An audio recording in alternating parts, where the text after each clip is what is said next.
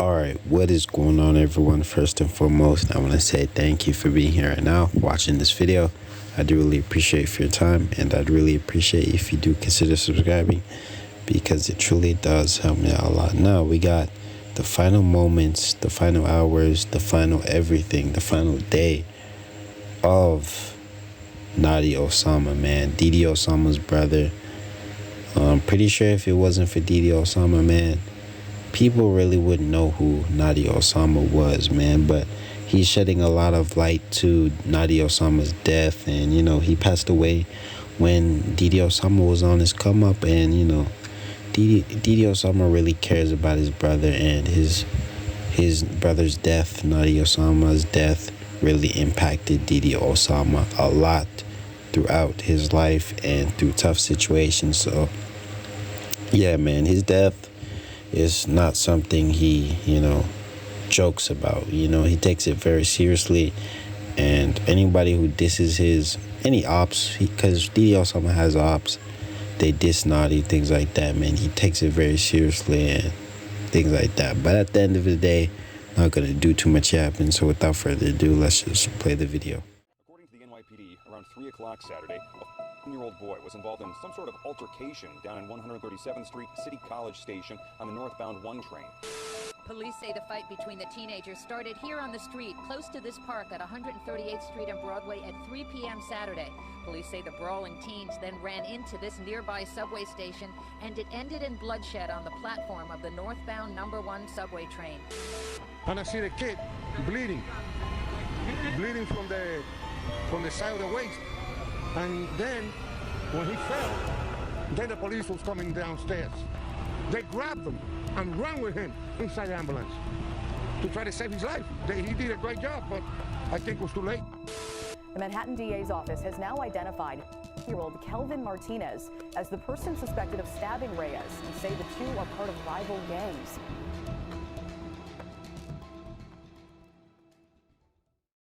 July 9th, 2022. An upcoming rapper by the name of Ethan Reyes, aka Notti Osama, was with his brother, Osama. But that day wasn't simply a regular time spent together. It would be the very last time they would see each other alive, for Notti Osama would lose his life moments later. It was after midday. The clock was ticking after 2 p.m. Notti Osama and Osama parted ways, thinking that just like any other day, they'd be reunited after going about their individual business. But soon, that reality was shattered to pieces. Just before 3 p.m., Notti Osama and 2 friends were walking at 137th Street and Broadway when they came across someone by the name of Kelvin Martinez, who was on his way into the train station to catch an uptown train.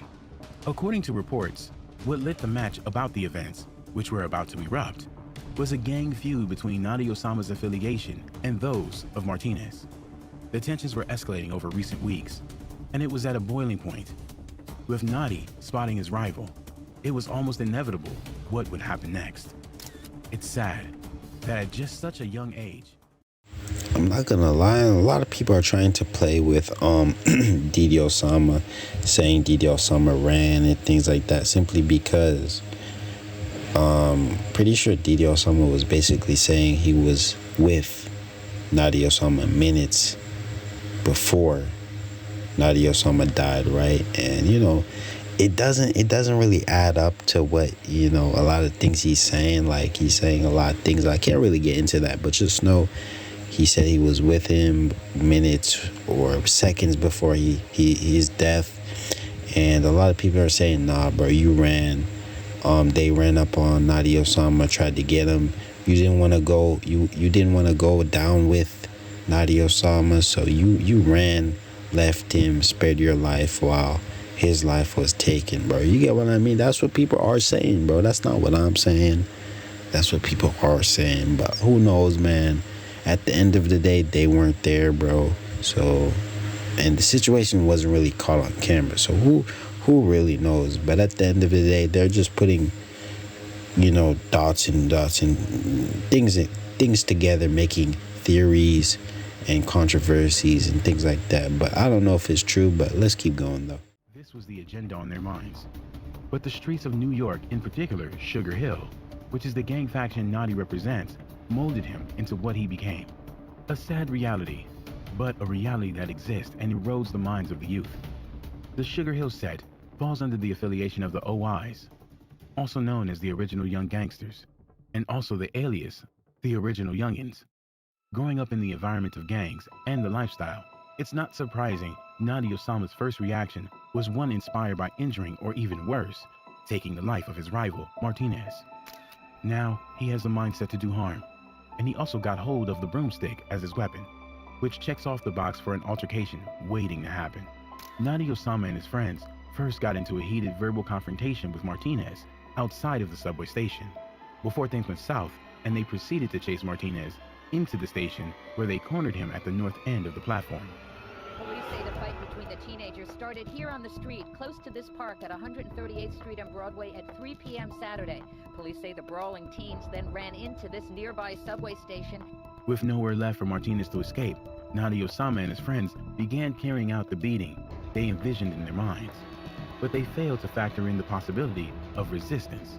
And that was the second grave mistake Notti Osama made, other than engaging in the act in the first place. Martinez was armed, and he drew his knife in retaliation to the beating he was receiving, a natural reaction in a fight or flight moment. He would swing at Reyes, aka Notti Osama, puncturing him in the abdomen.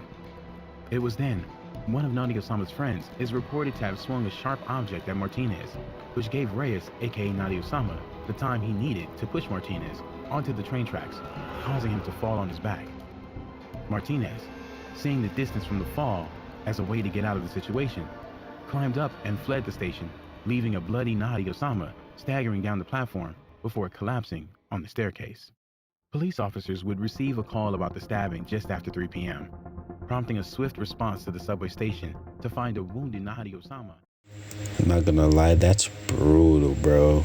That is brutal. It's not like he died instantly or anything. He died slowly, painfully. He died a slow, painful death, bro. You get what I mean? They beat him up, threw him on the train tracks. Bro had to climb back up, tried to get up the stairs, and it just didn't work out, man. But that's just bad, bro. They did a kid like that, bro.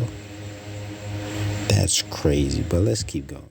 On a northbound 1 train platform, he would be rushed to the Mount Sinai Morningside Hospital, where he, unfortunately, succumbed to his injuries. Police say they got the call just after 3 o'clock, and when they got here, they discovered the 14-year-old boy stabbed in the abdomen on the northbound 1 train platform. They say he was rushed to Mount Sinai St. Luke's, but unfortunately, it was too late.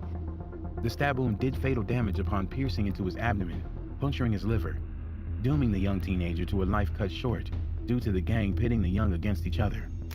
The police presence was immense, given the location of the hit and the busy surroundings. Not to mention it was basically broad daylight. The crime scene was cornered off, but that didn't stop concerned citizens from swarming to the location of the altercation. A press conference was held by law enforcement in quick succession to inform the public of their findings, to try and erase the fear of the suspect being on the loose.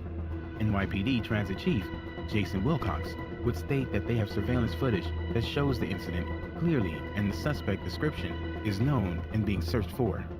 MTA camera footage from that station provided clear images of individuals who were present at the time of the incident. Officers immediately began their search for the suspect, and one officer noticed something that fitted the description of Martinez on West 173rd Street in Broadway. With the assistance of Martinez's mother, officers were able to arrest him without any altercation. It was there they were better able to examine Martinez, but they found he had suffered injuries to his back and 2 puncture wounds to his left hip. He was treated at the hospital and also interviewed by NYPD detectives and DA investigators. That individual was stopped and taken into custody. At the time, he was bleeding from his back and abdomen and brought to an area hospital to be treated for wounds to his left hip area. 2 weapons, a knife and a broomstick wielded in the altercation, was found by law enforcement and seized as evidence for the case. Martinez was charged for the hit and criminal possession of a weapon. Good evening, Jessica. That 10-year-old suspect is being charged with and criminal possession of a weapon. New York City Mayor Eric Adams was coincidentally in the area promoting an event promoting public safety for children and teens when he caught wind of the tragedy that occurred, after which he shared his thoughts to news reporters on the scene. New York City Mayor Eric Adams was briefed on the crime while incidentally attending an event promoting public safety for children and teens. And so being here today and hearing about the stabbing really highlights why we need the lights on in schools like this so our children can have a safe space. He would then take to Twitter to try highlighting the situation plaguing the streets of New York, along with his meeting with the community to aid in finding a solution to the bloodshed. Didi Osama, Notti Osama's brother, would be devastated by his brother's passing and couldn't help but place the blame on himself for not being there to change the outcome. Go to the block. It's calling me saying, yo, Notti got stabbed. Block. I said, what? Like, I was just with him. Yeah. And bro, people are just saying like this, right?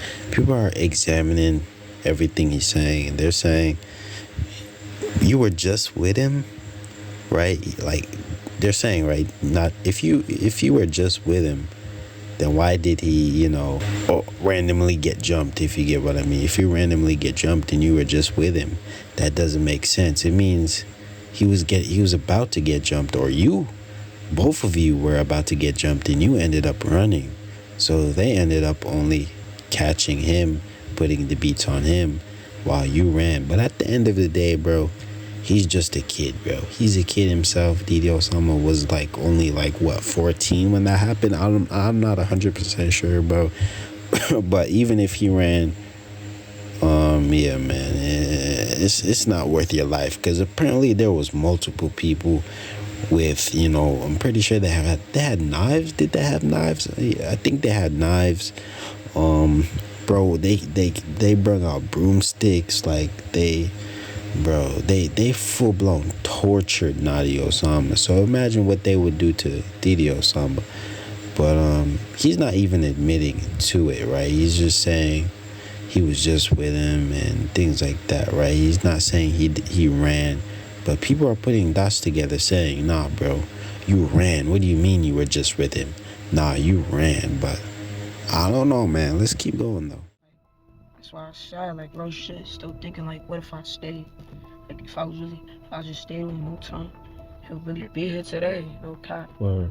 They were finally gaining traction in the music industry, making a name for themselves and the next rappers up from the Bronx. The fame was right there, but the money and all that came with it meant nothing now that his brother was gone. I'm supposed to be with bro. It's not with bro, so I don't feel good about it. Notti Osama's passing affected Didi Osama to the point where he stopped going to school. The vibe was just gone. I can go to indoor school after the situation with my brother. Really? The two were inseparable. Didi Osama would release 2 songs dedicated to his slain little brother, the solo track, Letter to Notti, and a group track titled E4N, which meant everything for Notti. It featured their bro, J Star Balla, along with other affiliates. From that point forward, Didi Osama, along with his loved ones of Notti, like Sugar Hill D-Dot, vowed to keep the legacy of Notti alive and always be the trio known as the Three Demons. Word to my dad, if my son Notti was here, we would have been the youngest, we would have been, we still the three demons. But yeah, man, I'm gonna end this video here. Let me know what you guys think and subscribe for more content, man. But do you guys think Didi Osama would be in the same position he is now, music-wise, if Notti was still alive? You get what I mean? Because it seemed like that whole Notti situation, that whole Notti death, I'm not saying it's a good thing that happened, but at the end of the day, it's not like he was sad about it the whole time. He was sad, but at the end of the day, he didn't let that ruin his entire mood for years to come, right? He's not like, oh, I miss Notti. He actually got up, used his emotions and put it into music. You get what I mean? He made songs about Notti. Put everything he felt into music overall. And he made a couple bangers that ended up making him, pretty much bringing him in the position he is now, music-wise. So do y'all think he would be in the same position he is now if Notti was still alive, if he didn't have any trauma or pain that he had to go through? Who knows, man? But yeah, man, losing your brother is tough at the end of the day, man. But Yeah, let me know what you guys think and subscribe for more content, man. Peace out.